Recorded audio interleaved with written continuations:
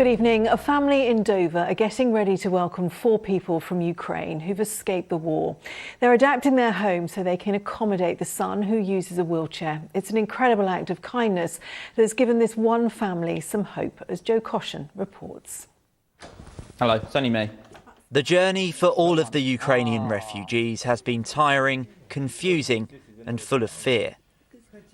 Roxy, her partner, her mother and her brother Roman, who is in a wheelchair, left Kyiv over 2 weeks ago.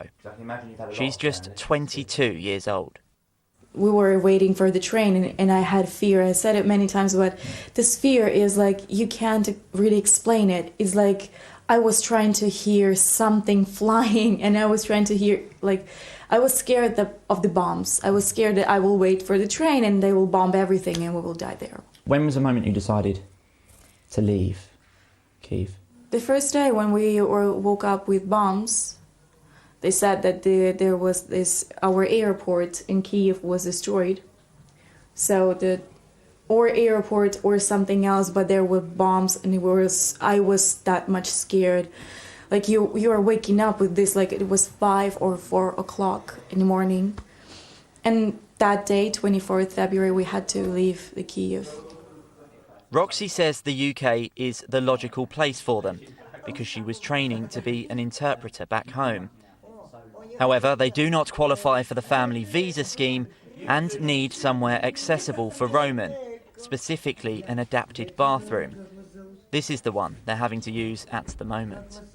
But they did not know anyone living in the UK until now. Let's get a photo to send to Gareth then.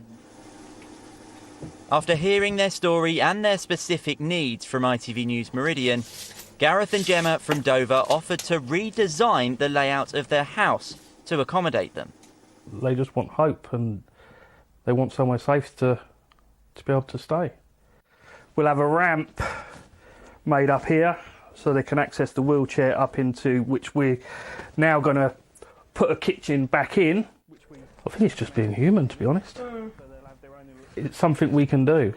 Anything's possible. Yeah. Hopefully they can go hopefully home. Hopefully they'll be able to. If not, then this will be their home for as long as they need it. That family in the UK, I don't have words to thank them. It's an amazing thing that they've just done to open up their family, their home, to people that they don't even know.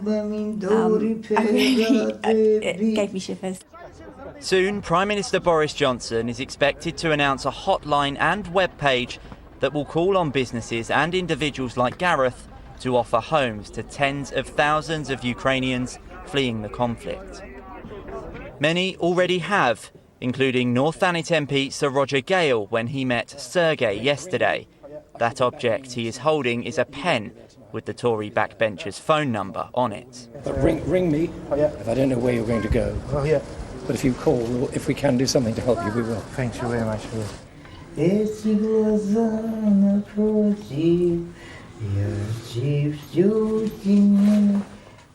There is plenty of red tape to cut through yet, but the genuine willingness of people across the Channel is clear. They want Ukrainian families to know there will be somewhere for them in the southeast soon. Just an incredible thing to do, isn't it? And there's more on that story on our website. Just head to itv.com/Meridian. Well, the harrowing journey of a 91-year-old grandmother trying to escape Ukraine has been relived today by her granddaughter. Svitlana Smelianska lives here in the south and is desperate for her family to join her, but immigration rules are currently preventing that, as Kit Bradshaw reports. Here's my granny and here's my mom. After days of fearing for her safety, Svitlana Smelianska's grandmother has managed to make it from her home in eastern Ukraine to the sanctuary of Poland. It was really hard for us, because she can't walk, we managed to evacuate her to train station. It was a big crowd. People was panicking, and with the help of volunteer, go to the border with Poland. Since this time, we feel such a relief. This is why the evacuation was so time critical. her family's hometown of Dnipro hit by a Russian airstrike just this morning. But her 91-year-old grandmother's lack of a biometric passport has meant a long trip to a UK visa centre in Warsaw and still no decision on whether she'll be able to join her granddaughter in Kent. What would it mean to you to have your grandmother and the rest of your family here in the UK with you? I'm fighting for that. I can't sleep, I can't eat, I'm just thinking. I'm here, I have my own house.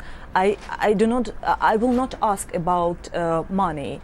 I can sponsor them, but I can't have them there, you know. And now we just feel as helpless.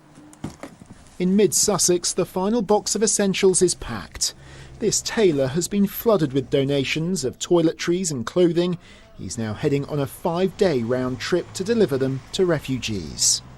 25 years ago, when I came to UK, the same things was happening in Serbia. So Serbia was bombed, and it just kind of brings memories, and I know what those people are going through. I posted on Facebook, and I was thinking, okay, it's going to be maybe 10, 15 bags. I'm going to have a little small, medium van, and oh my God, I was surprised because all community came together from Ardingly, around Sussex, and it's just been amazing response. As Igor begins his 1,200-mile journey to the Ukrainian border, Svlitlana is hoping her family will soon be heading in the other direction, to a loving home in Kent. Kit Bradshaw, ITV News, Canterbury. Let's hope so. And finally tonight, in other news, a curling rink in Tunbridge Wells is set to close at the end of this month, meaning players from Kent, Essex and Sussex will have to travel hundreds of miles to train and compete. Tom Savidis has more details. Curling has never been so popular. Think of lawn bowls, but on the ice, with a bit of broom action. But just as it's taking off, it's been dealt a blow. All the time we're getting people's inquiries about booking and coming to have a try. We're also having to say that actually at the end of March the rink won't be open to the public anymore, and that it will be closing down. And it's a real shame. This is only one of 2 dedicated curling rinks in England. Coaches and players are desperately looking for new premises.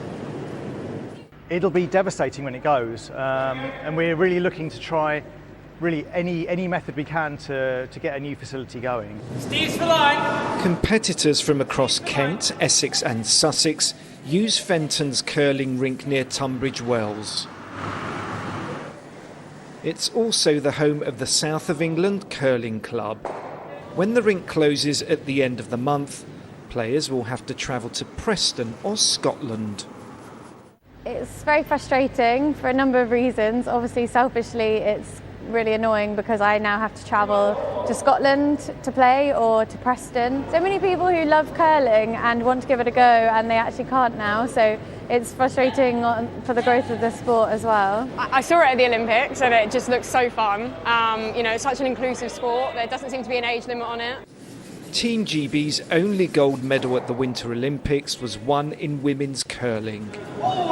Let's hope the closure of this rink doesn't let the sport slide into difficulty. Tom Savidis, ITV News, Tunbridge Wells. Weather time now. With all the details, here's Holly Green.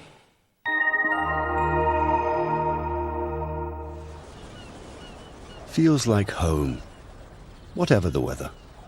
Valent Boilers and Heat Pumps sponsors ITV Meridian Weather.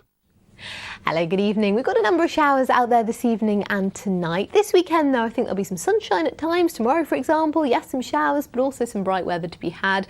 Starting Sunday, we have got some rain with us, but again, that clears through, some brightness coming out, although still with the chance of some showers. And all the while, it is going to be quite breezy. I do think we'll have quite a brisk wind at times. So this feature affected us today. Now it's showers. Then we're turning our attention to this system. Now this front is the one that we start Sunday with, so a wet start, as I say. Then some showers falling on behind and quite a squeeze there in the isobols too. But yes, for tonight it's a showery story, though showers quite lively. We could see an odd rumble of thunder or a bit of hail perhaps, otherwise some clear spells and frost-free as we head into our Saturday morning. Some showers to kick the day off. They do tend to ease though, and actually a lot of the day I think we'll see some dry and some bright weather. Always this breezy wind though, this southerly or southeasterly, especially into parts of the coast. I do think you'll notice that. Temperatures similar to today, 11-12 degrees, but obviously feeling a bit more pleasant in that sunshine. Have a good weekend. Valent sponsors ITV Meridian Weather. And that is all from us for tonight. We're back on Sunday evening at 10 to 7, not on Saturday. We are, of course, online. But from all the team here tonight, good night.